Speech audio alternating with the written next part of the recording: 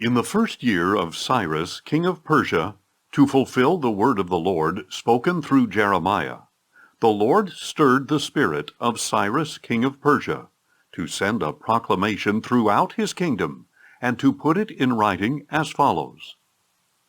This is what Cyrus, king of Persia, says. The Lord, the God of heaven, who has given me all the kingdoms of the earth, has appointed me to build a house for him at Jerusalem in Judah. Whoever among you belongs to his people, may his God be with him, and may he go to Jerusalem in Judah and build the house of the Lord, the God of Israel. He is the God who is in Jerusalem.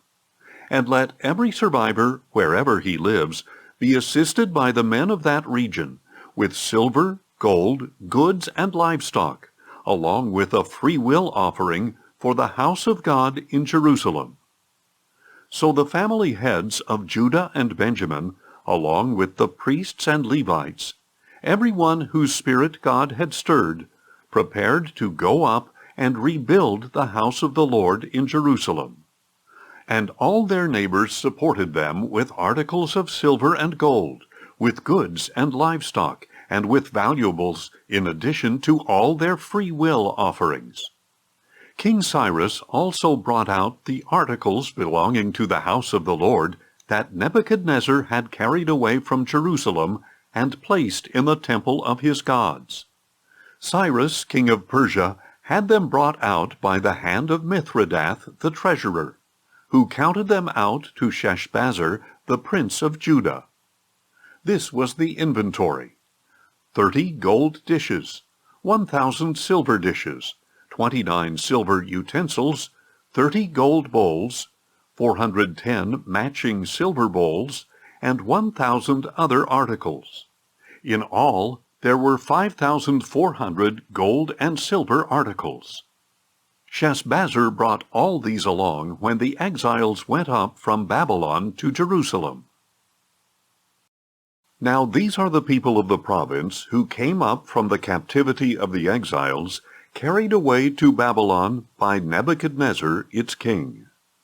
They returned to Jerusalem and Judah, each to his own town, accompanied by Zerubbabel, Jeshua, Nehemiah, Sariah, Realiah, Mordecai, Bilshan, Mizpar, Bigvai, Rehum, and Baanah. This is the count of the men of Israel. The descendants of Parosh, 2,172. The descendants of Shephatiah, 372. The descendants of Era, 775.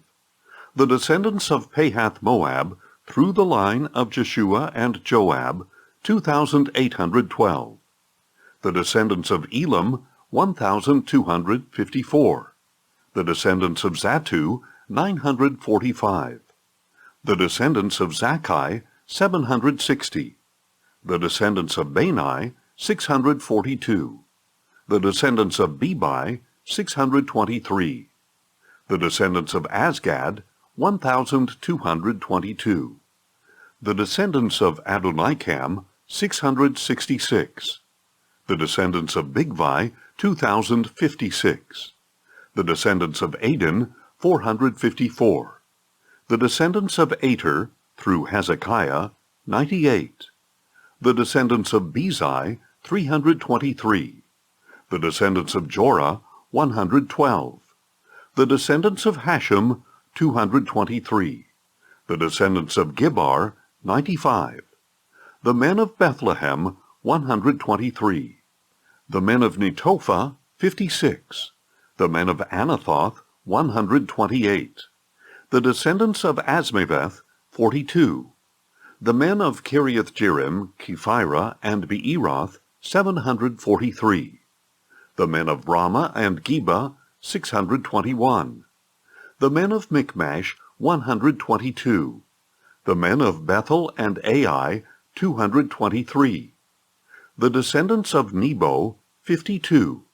The descendants of Magbish, 156.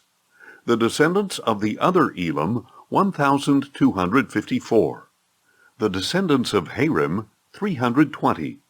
The men of Lod, Hadid, and Ono, 725. The men of Jericho, 345. And the descendants of Senea, 3,630.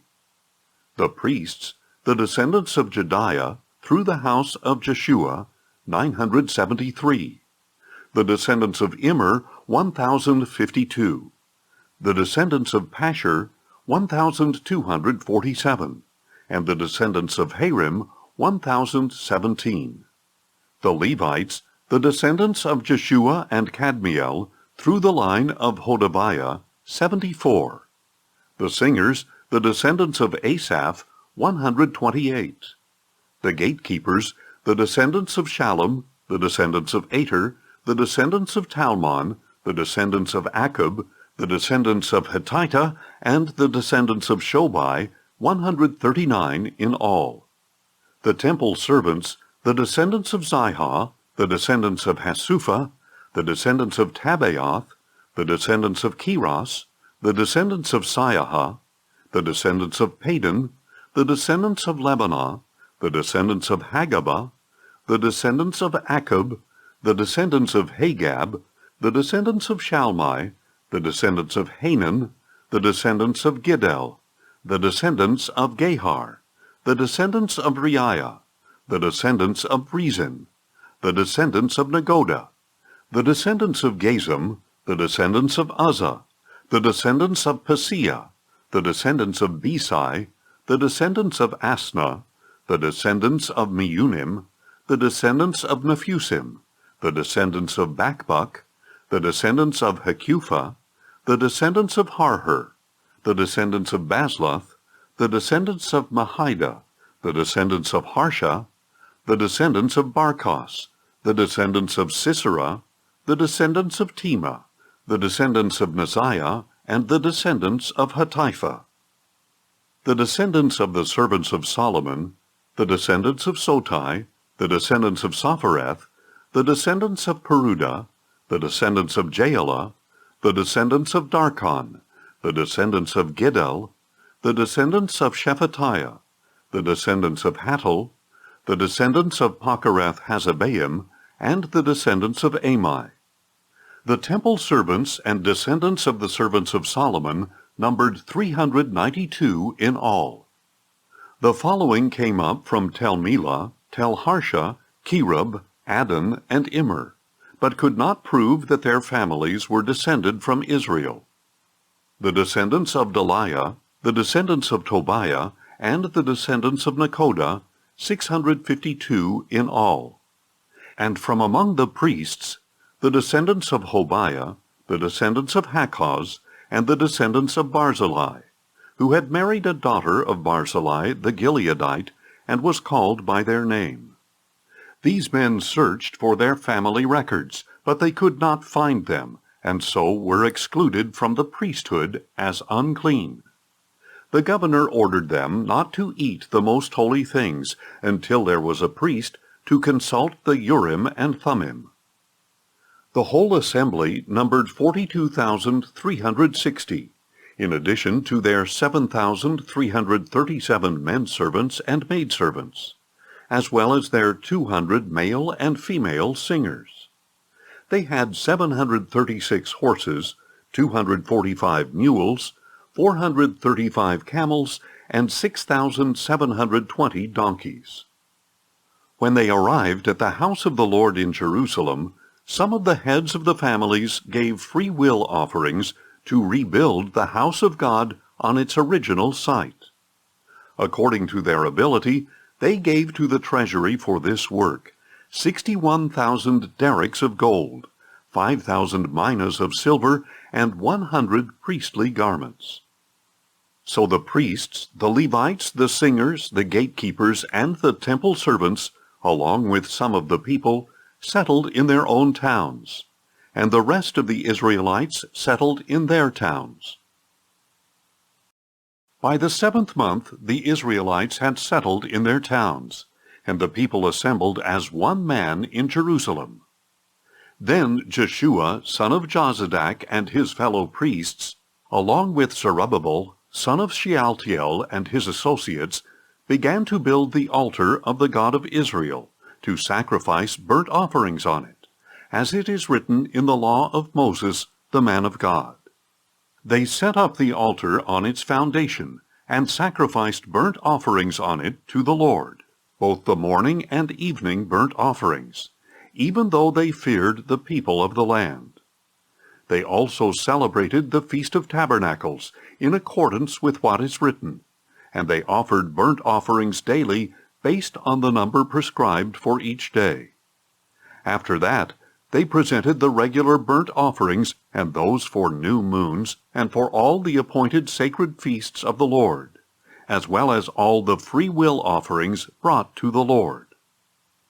On the first day of the 7th month, the Israelites began to offer burnt offerings to the Lord, although the foundation of the temple of the Lord had not been laid. They gave money to the masons and carpenters, and food and drink and oil to the people of Sidon and Tyre to bring cedar logs from Lebanon to Joppa by sea, as authorized by Cyrus, king of Persia. In the 2nd month of the 2nd year after they had arrived at the house of God in Jerusalem, Zerubbabel, son of Shealtiel, Jeshua, son of Jozadak, and the rest of their associates, including the priests, the Levites, and all who had returned to Jerusalem from the captivity, began the work. They appointed Levites 20 years of age or older to supervise the construction of the house of the Lord. So Jeshua and his sons and brothers, Kadmiel and his sons, descendants of Yehuda, and the sons of Henadad and their sons and brothers, all Levites, joined together to supervise those working on the house of God. When the builders had laid the foundation of the temple of the Lord, the priests in their apparel with trumpets, and the Levites, the sons of Asaph, with cymbals, took their positions to praise the Lord, as David, king of Israel, had prescribed. And they sang responsively with praise and thanksgiving to the Lord. For he is good, for his loving devotion to Israel endures forever. Then all the people gave a great shout of praise to the Lord, because the foundation of the house of the Lord had been laid. But many of the older priests, Levites, and family heads who had seen the first temple wept loudly when they saw the foundation of this temple. Still, many others shouted joyfully. The people could not distinguish the shouts of joy from the sound of weeping, because the people were making so much noise, and the sound was heard from afar. When the enemies of Judah and Benjamin heard that the exiles were building a temple for the Lord, the God of Israel, they approached Zerubbabel and the heads of the families, saying, "Let us build with you, because, like you, we seek your God, and have been sacrificing to him since the time of King Esarhaddon of Assyria, who brought us here." But Zerubbabel, Jeshua, and the other heads of the families of Israel replied, "You have no part with us in building a house for our God, since we alone must build it for the Lord, the God of Israel, as Cyrus, king of Persia, has commanded us." Then the people of the land set out to discourage the people of Judah and make them afraid to build. They hired counselors against them to frustrate their plans throughout the reign of Cyrus, king of Persia, and down to the reign of Darius, king of Persia. At the beginning of the reign of Xerxes, an accusation was lodged against the people of Judah and Jerusalem. And in the days of Artaxerxes, king of Persia, Bishlam, Mithredath, Tabiel, and the rest of his associates wrote a letter to Artaxerxes. It was written in Aramaic and then translated. Rehum the commander and Shimshai the scribe wrote the letter against Jerusalem to King Artaxerxes as follows.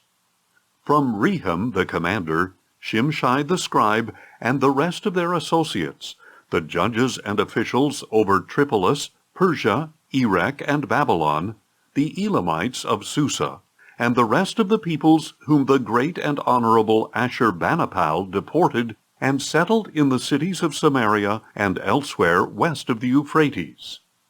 This is the text of the letter they sent to him. To King Artaxerxes, from your servants, the men west of the Euphrates. Let it be known to the king that the Jews who came from you to us have returned to Jerusalem, and they are rebuilding that rebellious and wicked city, restoring its walls and repairing its foundations. Let it now be known to the king that if that city is rebuilt and its walls are restored, they will not pay tribute, duty, or toll, and the royal treasury will suffer.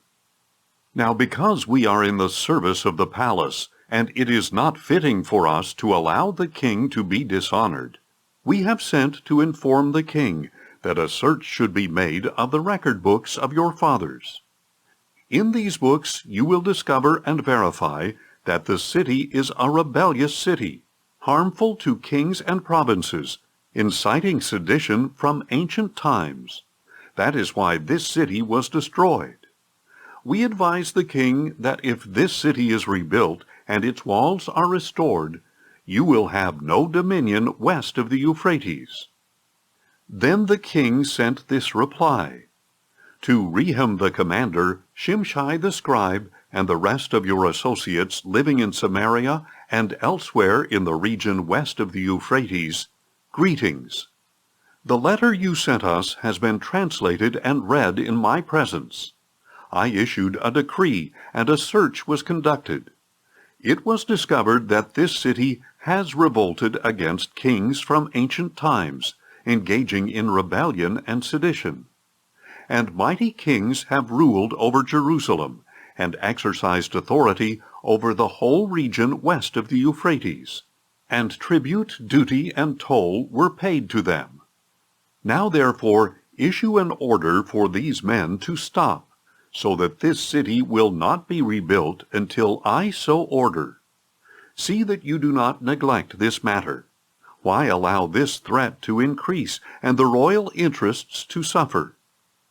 When the text of the letter from King Artaxerxes was read to Rehum, Shimshai the scribe, and their associates, they went immediately to the Jews in Jerusalem, and forcibly stopped them. Thus the construction of the house of God in Jerusalem ceased, and it remained at a standstill until the 2nd year of the reign of Darius, king of Persia. Later, the prophets Haggai and Zechariah, son of Iddo, prophesied to the Jews in Judah and Jerusalem in the name of the God of Israel, who was over them. Then Zerubbabel, son of Shealtiel, and Jeshua, son of Jozadak, rose up and began to rebuild the house of God in Jerusalem. And the prophets of God were with them, helping them. At that time, Tattenai, the governor of the region west of the Euphrates, Shethar-Bozenai, and their associates went to the Jews and asked, Who authorized you to rebuild this temple and restore this structure? They also asked, What are the names of the men who are constructing this building? But the eye of their God was on the elders of the Jews, so that they were not stopped, until a report was sent to Darius, and written instructions about this matter were returned. This is the text of the letter that Tattenai, the governor of the region west of the Euphrates, Shethar-Bozenai, and their associates, the officials in the region, sent to King Darius. The report they sent him read as follows. To King Darius, all peace. Let it be known to the king that we went into the province of Judah, to the house of the great God. The people are rebuilding it with large stones and placing timbers in the walls. This work is being carried out diligently and is prospering in their hands. So we questioned the elders and asked, Who authorized you to rebuild this temple and restore this structure? We also asked for their names, so that we could write down the names of their leaders for your information. And this is the answer they returned. We are servants of the God of heaven and earth, and we are rebuilding the temple that was built many years ago, which a great king of Israel built and completed. But since our fathers angered the God of heaven, he delivered them into the hand of Nebuchadnezzar, king of Babylon, the Chaldean, who destroyed this temple and carried away the people to Babylon. In his first year, however, Cyrus, king of Babylon, issued a decree to rebuild this house of God.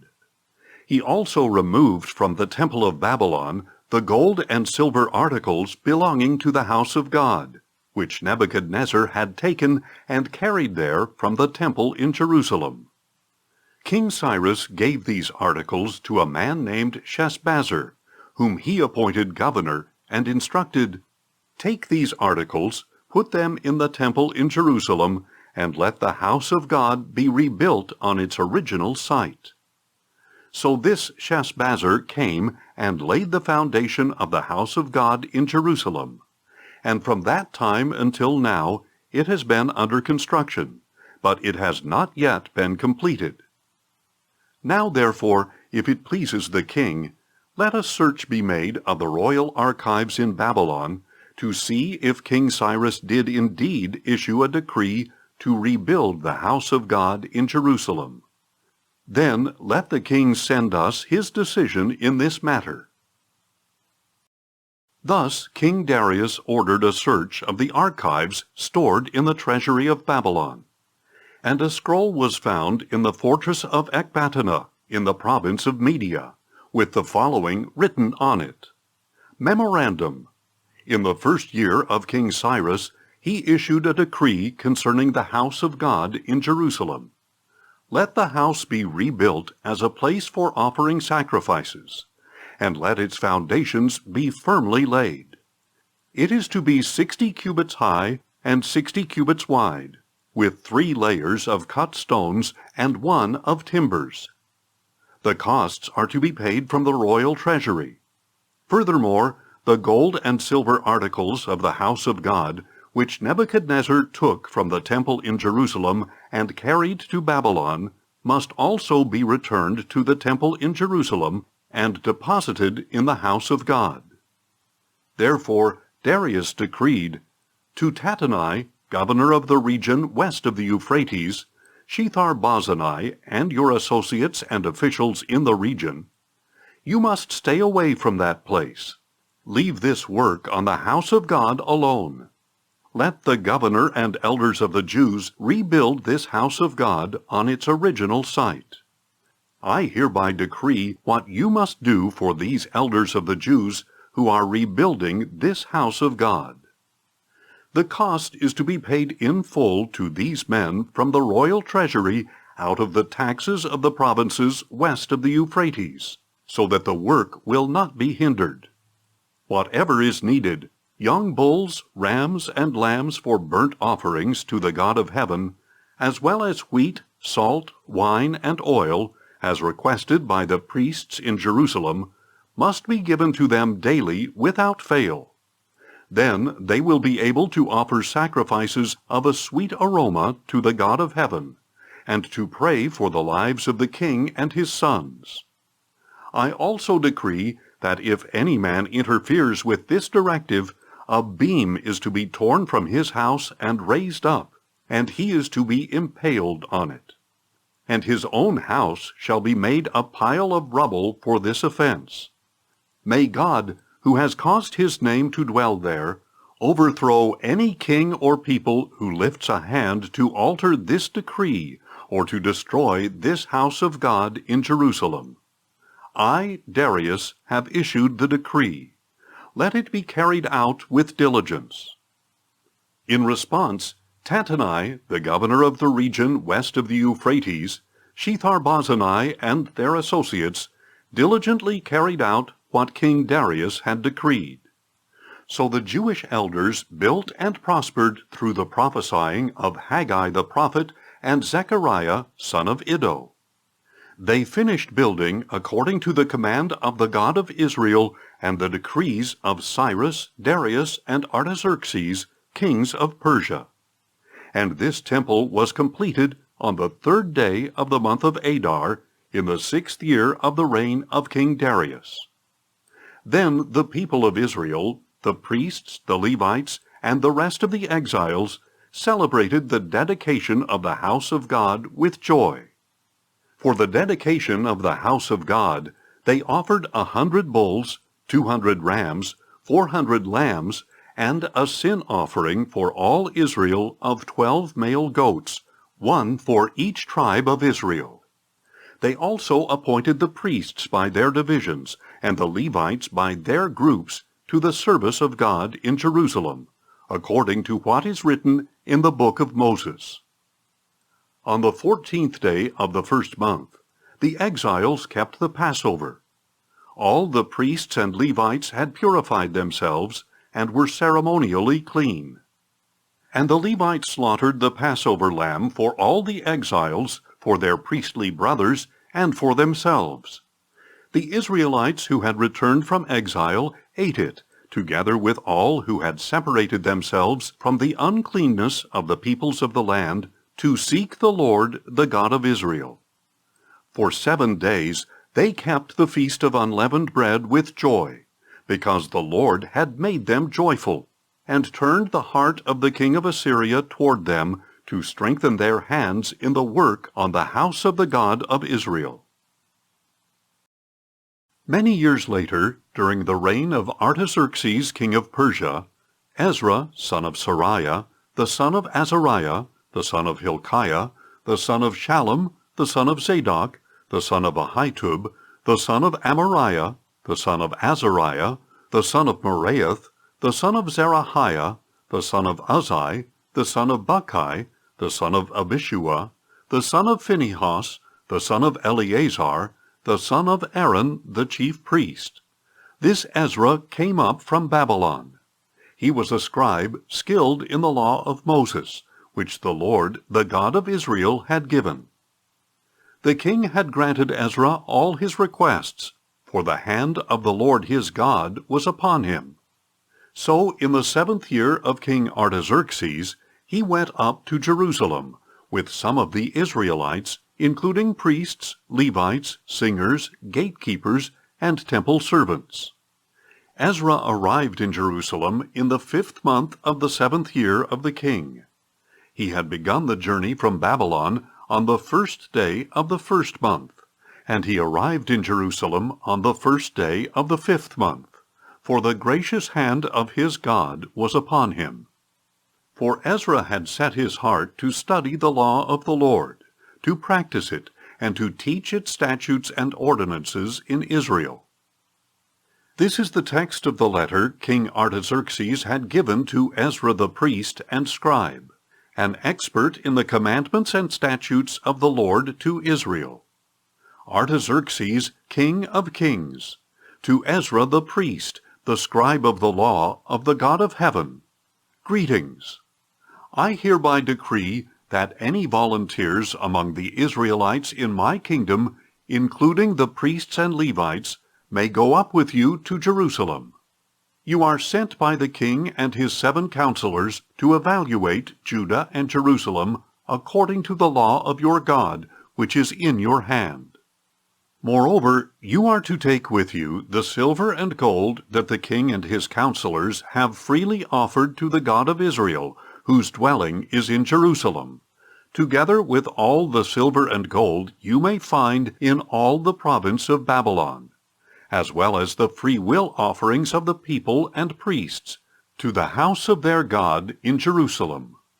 With this money, therefore, you are to buy as many bulls, rams, and lambs as needed, together with their grain offerings and drink offerings, and offer them on the altar at the house of your God in Jerusalem. You and your brothers may do whatever seems best with the rest of the silver and gold, according to the will of your God. You must deliver to the God of Jerusalem all the articles given to you for the service of the house of your God. And if anything else is needed for the house of your God that you may have occasion to supply, you may pay for it from the royal treasury. I, King Artaxerxes, decree to all the treasurers west of the Euphrates, whatever Ezra the priest, the scribe of the law of the God of heaven, may require of you, it must be provided promptly. up to 100 talents of silver, 100 cores of wheat, 100 baths of wine, 100 baths of olive oil, and salt without limit. Whatever is commanded by the God of heaven must be done diligently for his house. For why should wrath fall on the realm of the king and his sons? And be advised that you have no authority to impose tribute, duty, or toll on any of the priests, Levites, singers, doorkeepers, temple servants, or other servants of this house of God. And you, Ezra, according to the wisdom of your God which you possess, are to appoint magistrates and judges to judge all the people west of the Euphrates, all who know the laws of your God. And you are to teach these laws to anyone who does not know them. If anyone does not keep the law of your God and the law of the king, let a strict judgment be executed against him, whether death, banishment, confiscation of property, or imprisonment. Blessed be the Lord, the God of our fathers, who has put into the heart of the king to so honor the house of the Lord in Jerusalem, and who has shown me favor before the king, his counselors, and all his powerful officials. And because the hand of the Lord my God was upon me, I took courage and gathered the leaders of Israel to return with me. These are the family heads and genealogical records of those who returned with me from Babylon during the reign of King Artaxerxes. From the descendants of Phinehas, Gershom. From the descendants of Ithamar, Daniel.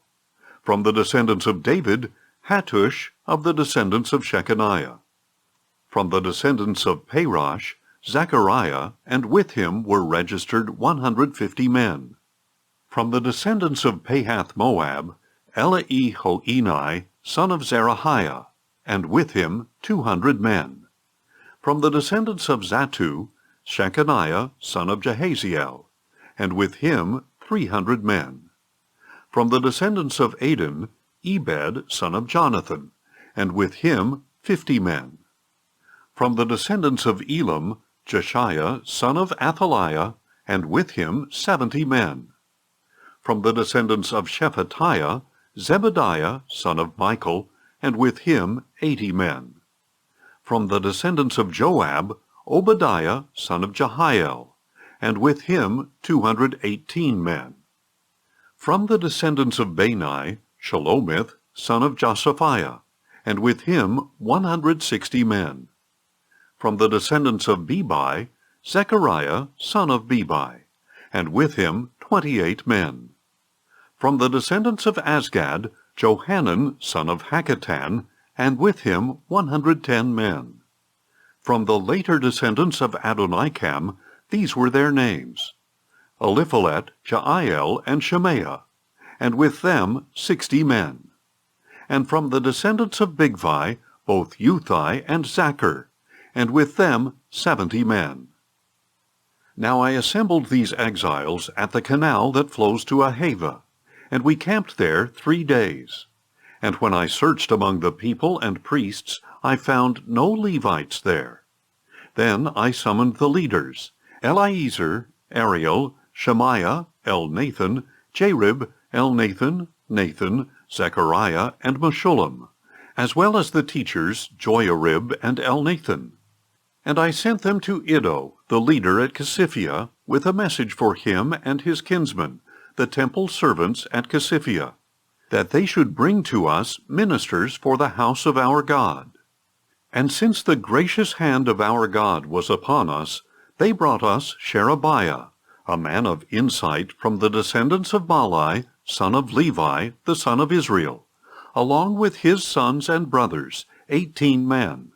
Also Hashabiah, together with Jeshiah, from the descendants of Merari, and his brothers and their sons, 20 men. They also brought 220 of the temple servants, all designated by name. David and the officials had appointed them to assist the Levites. And there by the Ahava canal I proclaimed a fast, so that we might humble ourselves before our God, and ask him for a safe journey for us and our children, with all our possessions. For I was ashamed to ask the king for an escort of soldiers and horsemen to protect us from our enemies on the road, since we had told him, "The hand of our God is gracious to all who seek him, but his great anger is against all who forsake him." So we fasted and petitioned our God about this, and he granted our request. Then I set apart 12 of the leading priests, together with Sherebiah, Hashabiah, and 10 of their brothers. And I weighed out to them the contribution of silver and gold, and the articles that the king, his counselors, his leaders, and all the Israelites there had offered for the house of our God. I weighed out into their hands 650 talents of silver, articles of silver weighing 100 talents, 100 talents of gold, 20 gold bowls valued at 1,000 derricks, and 2 articles of fine polished bronze, as precious as gold. Then I told them, "You are holy to the Lord, and these articles are holy. The silver and gold are a free-will offering to the Lord, the God of your fathers. Guard them carefully until you weigh them out in the chambers of the house of the Lord in Jerusalem before the leading priests, Levites, and heads of the Israelite families." So the priests and Levites took charge of the silver and gold and sacred articles that had been weighed out to be taken to the house of our God in Jerusalem. On the 12th day of the first month, we set out from the Ahava Canal to go to Jerusalem, and the hand of our God was upon us to protect us from the hands of the enemies and bandits along the way. So we arrived at Jerusalem and rested there for 3 days. On the 4th day, in the house of our God, we weighed out the silver and gold and sacred articles into the hand of Meremoth, son of Uriah the priest. Eleazar, son of Phinehas, was with him, along with the Levites, Jozabad, son of Jeshua, and Noadiah, son of Binnui. Everything was verified by number and weight, and the total weight was recorded at that time. Then the exiles who had returned from captivity sacrificed burnt offerings to the God of Israel, 12 bulls for all Israel, 96 rams, 77 lambs, and a sin offering of 12 male goats. All this was a burnt offering to the Lord. They also delivered the king's edicts to the royal satraps and governors of the region west of the Euphrates, who proceeded to assist the people and the house of God.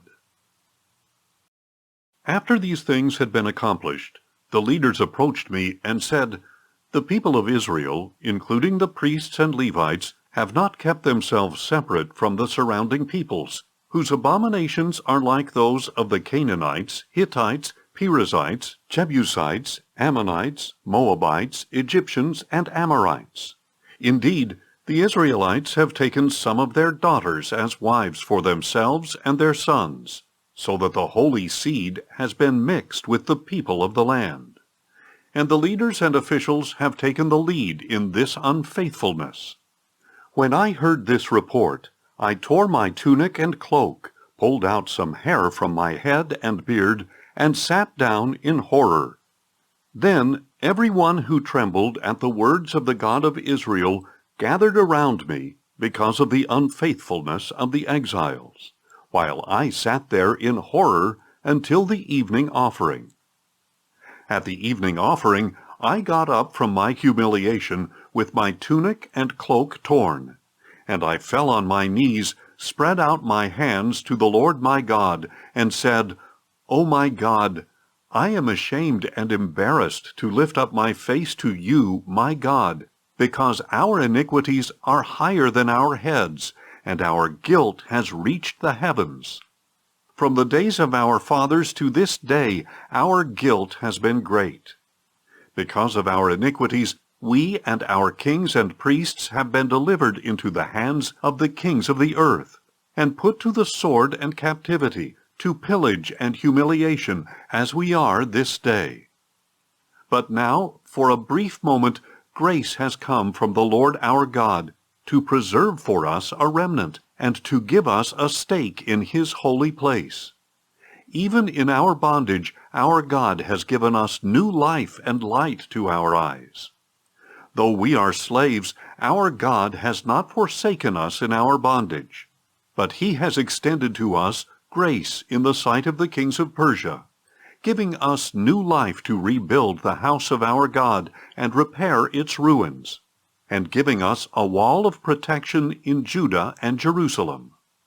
And now, our God, what can we say after this? For we have forsaken the commandments that you gave through your servants the prophets, saying, the land that you are entering to possess is a land polluted by the impurity of its peoples, and the abominations with which they have filled it from end to end.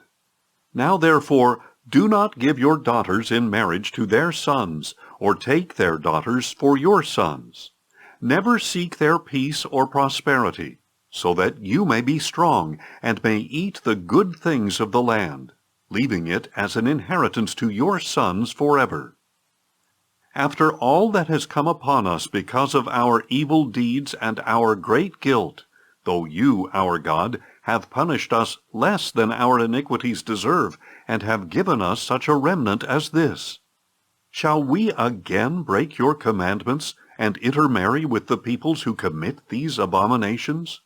Would you not become so angry with us as to wipe us out, leaving no remnant or survivor? O Lord, God of Israel, you are righteous, for we remain this day as a remnant. Here we are before you in our guilt, though because of it no one can stand before you. While Ezra prayed and made this confession, weeping and falling face down before the house of God, a very large assembly of Israelites, men, women, and children, gathered around him, and the people wept bitterly as well. Then Shechaniah, son of Jehiel, an Elamite, said to Ezra, we have been unfaithful to our God by marrying foreign women from the people of the land. Yet in spite of this, there is hope for Israel. So now let us make a covenant before our God to send away all the foreign wives and their children, according to the counsel of my Lord and of those who tremble at the command of our God. Let it be done according to the law. Get up, for this matter is your responsibility, and we will support you. Be strong and take action. So Ezra got up and made the leading priests, Levites, and all Israel take an oath to do what had been said. And they took the oath. Then Ezra withdrew from before the house of God, and walked to the chamber of Jehohanan, son of Eliashib. And while he stayed there, he ate no food and drank no water, because he was mourning over the unfaithfulness of the exiles. And a proclamation was issued throughout Judah and Jerusalem, that all the exiles should gather at Jerusalem. Whoever failed to appear within 3 days would forfeit all his property, according to the counsel of the leaders and elders, and would himself be expelled from the assembly of the exiles. So within the 3 days, all the men of Judah and Benjamin assembled in Jerusalem, and on the 20th day of the 9th month, all the people sat in the square at the house of God, trembling regarding this matter, and because of the heavy rain. Then Ezra the priest stood up and said to them, You have been unfaithful by marrying foreign women, adding to the guilt of Israel. Now therefore make a confession to the Lord, the God of your fathers, and do his will. Separate yourselves from the people of the land and from your foreign wives. And the whole assembly responded in a loud voice, Truly, we must do as you say. But there are many people here, and it is the rainy season. We are not able to stay out in the open. Nor is this the work of 1 or 2 days, for we have transgressed greatly in this matter. Let our leaders represent the whole assembly. Then let everyone in our towns who has married a foreign woman come at an appointed time, together with the elders and judges of each town, until the fierce anger of our God in this matter is turned away from us." Only Jonathan, son of Asahel, and Josiah, son of Tikva, supported by Meshullam and Shabbathai the Levite, opposed this plan. So the exiles did as proposed.